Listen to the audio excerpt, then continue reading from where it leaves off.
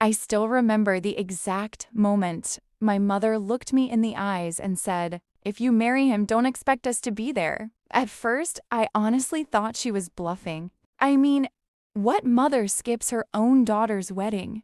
Before I continue, comment below and tell me what country you're watching from. And don't forget to like this video and subscribe because this story still feels unreal, even to me.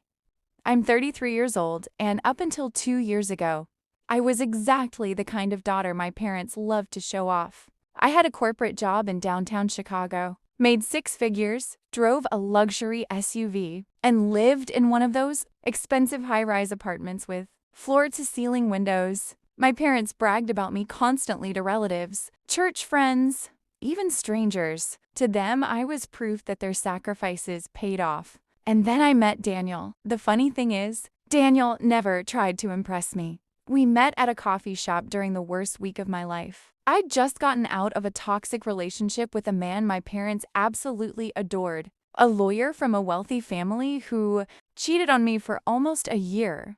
While pretending to plan our future, I was sitting there crying into my coffee like a complete mess when Daniel quietly walked over and said, "You deserve better than whoever made you cry like that." Simple. Genuine. No fake charm. That was the beginning. Daniel worked with his hands. He restored old furniture and owned a tiny workshop outside the city. He wore faded jeans, drove an old pickup truck, and had rough hands covered in little cuts from work. My parents hated him instantly. Not because he was rude, not because he treated me badly, but because he wasn't successful enough. My father actually laughed the first time he met Daniel. "A furniture repairman?" he said at dinner. My daughter didn't get 2 degrees to marry blue collar. I'll never forget the embarrassment on Daniel's face. But instead of arguing, he calmly smiled and said, "Sir, I may not wear a suit, but I'll spend my life protecting your daughter." My mother rolled her eyes so hard I thought she might actually choke. And that was the night everything started falling apart.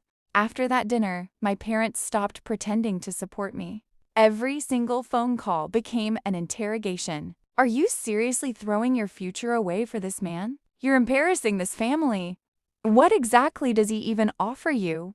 The worst part? They didn't care that Daniel treated me better than anyone ever had. For the first time in my life, I felt safe with someone. Truly safe. Daniel would drive 40 minutes after work just to bring me soup when I was sick. He remembered tiny things about me, how I hated thunderstorms, how I couldn't sleep without background noise, how I always burned my toast because I got distracted reading emails. He paid attention to me in ways nobody else ever had.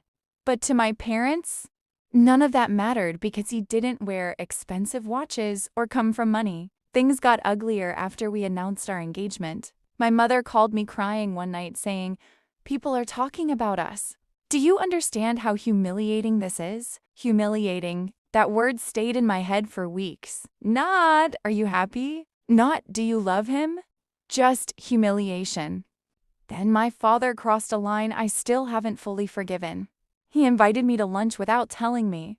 Daniel's ex-girlfriend would be there too, along with the son of one of his wealthy business friends. It was a setup. The entire lunch felt like some twisted audition for a replacement husband.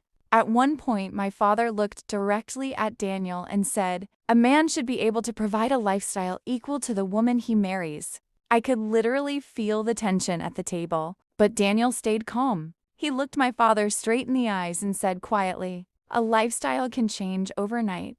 Character doesn't." Nobody spoke after that. On the drive home, I expected Daniel to finally snap, to yell, to tell me my family was insane. Instead, he just stared out the truck window and asked softly, "Do you think they'll ever see me as enough?"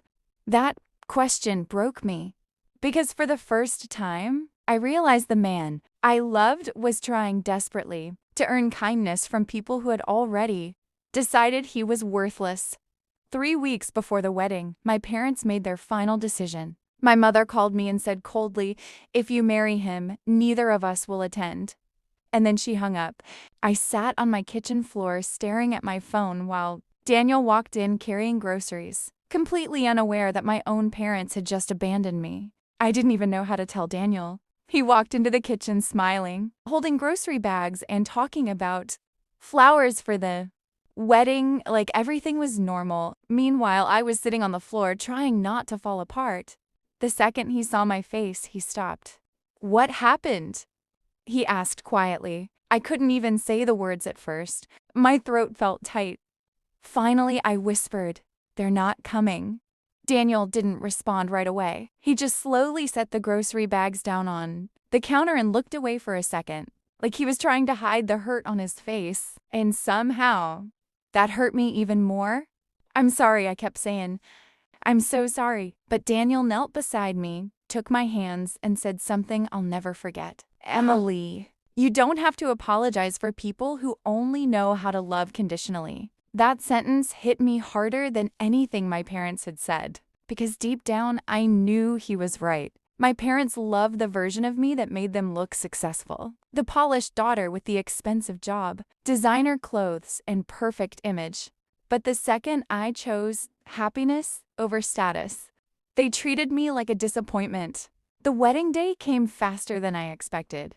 And honestly, I kept checking my phone that morning, hoping maybe they'd change their minds. They didn't. No text, no call, nothing. When I walked down the aisle, there were 2 empty seats in the front row where my parents were supposed to be. Everyone noticed. I could feel people whispering. But then I looked at Daniel standing there waiting for me, and suddenly, none of it mattered. He looked at me like I was the best thing that had ever happened to him. Not a trophy, not a status symbol, not an investment, just me. We got married in a small lakeside ceremony surrounded by close friends, Daniel's family, and people who actually cared about us. And for a while, I thought losing my parents was the hardest part. I was wrong, because 6 months later, everything changed overnight. One random Tuesday morning, my mother, the same woman who boycotted my wedding, called me, crying so hard I could barely understand her. And the first thing she said was, "Emily, we need to meet your husband." At first, I honestly thought something terrible had happened. My mother never cried. Ever. So when she called begging to meet Daniel, my stomach dropped. I asked her over and over, "What's going on?" Finally, through tears, she admitted the truth. My father's business was collapsing. One of his longtime partners had stolen money, clients were leaving, and they were drowning in debt faster than anyone knew. The same friends, who once admired my parents suddenly, stopped answering their calls, and the people they spent years trying to impress, they disappeared overnight. But Daniel already knew. That shocked me the most. Apparently, one of my father's former employees had contacted Daniel privately because they knew he restored commercial properties and managed custom woodwork contracts across several states now. While my parents were busy looking down on him, Daniel had quietly built a successful company from scratch. And instead of humiliating them back, he helped. I will never forget the look on my father's face when Daniel walked into their house carrying paperwork and said calmly, "I'm not here because you deserve it. I'm here because Emily does." My father actually cried. The same man who once mocked Daniel for being blue-collar sat there ashamed, unable to even look him in the eye. Over the next few months, Daniel helped them stabilize the business, connected them with honest people, and probably saved them from losing everything. But the real revenge? It wasn't money. It was watching my parents slowly realize that the man they called beneath me had more integrity, loyalty, and strength than anyone they had ever respected. Today, my mother treats Daniel like the son she never had. And sometimes I catch my father looking at him with quiet regret in his eyes. Not because Daniel became successful, but because he was a good man long before any of us realized it.